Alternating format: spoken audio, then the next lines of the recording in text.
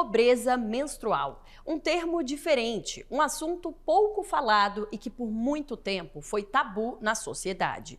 Mas a pobreza menstrual, quando mulheres não têm a dignidade de menstruar de forma saudável e higiênica, tem tudo a ver com acesso à saúde. E a gente precisa falar sobre isso.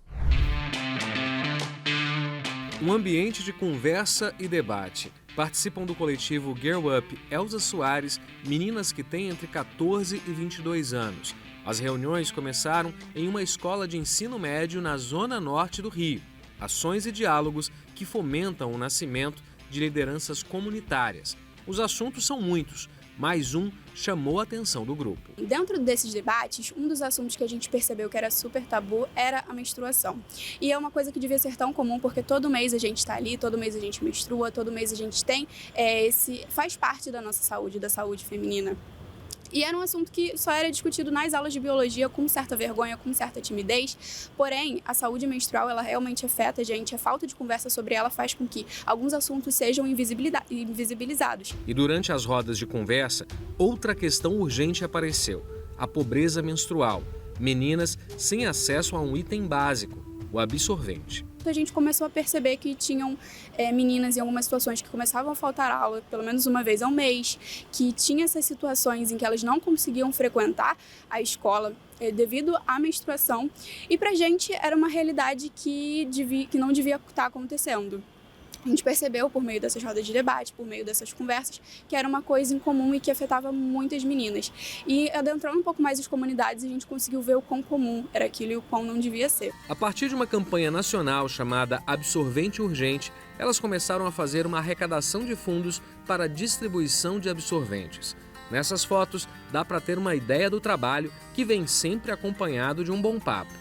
As meninas do Girl Up Elza Soares ainda ajudaram a escrever uma lei municipal para que absorventes sejam incluídos na cesta básica, um processo de democratização do acesso a esse item. Aqui no Brasil, desde 2021, existe uma lei que garante a distribuição gratuita de absorventes a estudantes de baixa renda e mulheres em condições de vulnerabilidade, como aquelas que estão em situação de rua e presidiárias.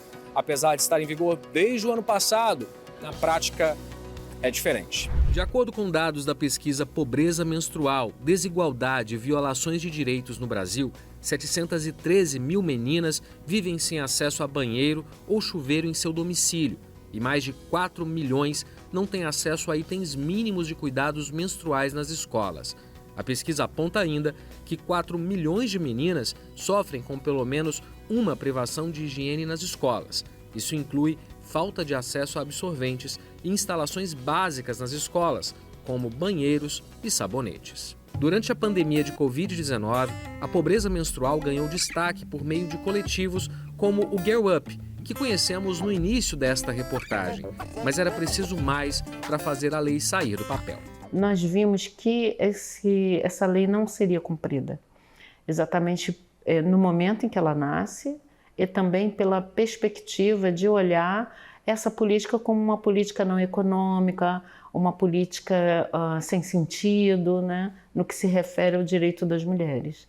Mas é exatamente porque as mulheres perdem a dignidade por causa da ausência de um mero absorvente, é que a gente resolveu entrar na justiça, pedindo o cumprimento dessa lei, construindo os programas que vão ser necessários para ela. Diante da situação, o Ministério Público Federal apresentou um parecer destacando que pouco havia sido feito para dar efetividade à lei. O Ministério Público, nesse parecer, ele reforça o pedido da ação da crioula, da entidade crioula, e pede, né, a concessão da decisão de tutela de urgência, da decisão liminar, que acabou sendo concedida para garantir esse direito e a efetivação dessa política.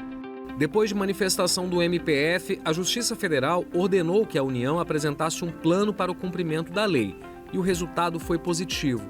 O Ministério da Saúde informou que vai assegurar a oferta de absorventes pelo Sistema Único de Saúde, com foco na população que está abaixo da linha de pobreza.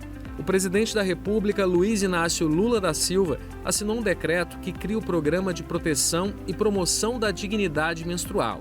De acordo com o Ministério, cerca de 8 milhões de pessoas serão beneficiadas pela iniciativa, que prevê um investimento de 418 milhões de reais por ano. Felizmente, o governo